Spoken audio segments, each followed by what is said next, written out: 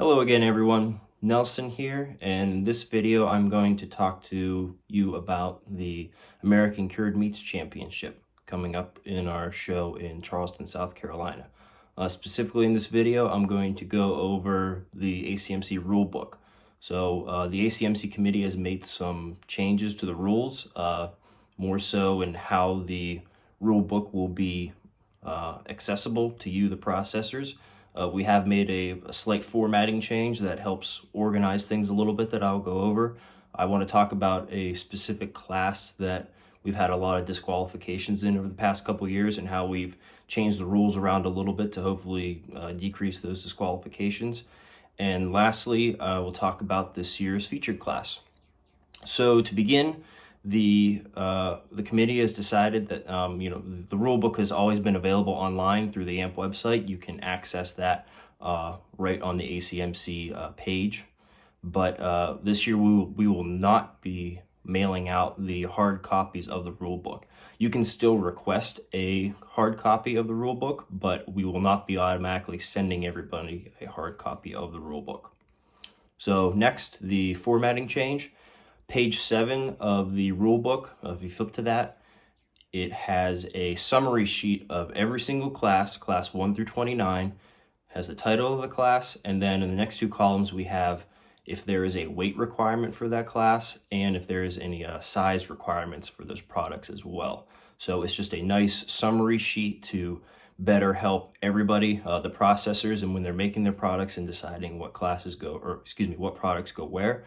And also helps our volunteers and our judges throughout the competition just a quick page flip to page 7 and find the information we're looking for if we need to move a product to a specific class or another class, or if we unfortunately have to disqualify a product based on something related to size or weight. So speaking of disqualifications, the next thing I want to talk about is class 23, the small diameter hot links class. So this class has had a lot of disqualifications over the past couple of years, and the majority of those disqualifications have been related to color, specifically lack thereof. So we've had a lot of problems with processors submitting products that just did not have the distinctive red color that we were looking for in that class. So we've changed the rules a tiny bit, reworded it, and actually made the first sentence very, very prominent. And I'll read it verbatim. The product must have a distinctive red external color expected for a product in this product category. So again, we really want to stress that you get that external color of that sausage.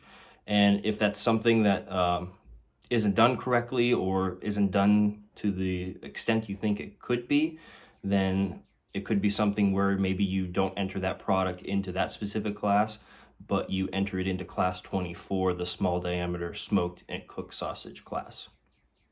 The next thing I want to talk about, or the last thing I want to talk about, I should say, is to talk about this year's featured class. This is class 29, and it will be a specialty loaf product. This is on page 34 in the rule books, and I'll read over some of the requirements here. There are no weight requirements for this class. The loaf can be emulsified, ground, or include a gelatin base. It must be manufactured in a loaf pan, no casings are allowed, and external spices and incorporating non-meat ingredients are allowed and encouraged. So we feel this is a great class to help represent where we are within South Carolina, and we feel that the rules with no weight requirements and encouraging non-meat ingredients and such really gives a lot of leeway for creativity and craftsmanship from all of you. So we're looking forward to seeing what you guys can do in that class. So again, thank you all for your attention, and from myself and everyone at the AMP staff, we hope we can see you in Charleston. Take care.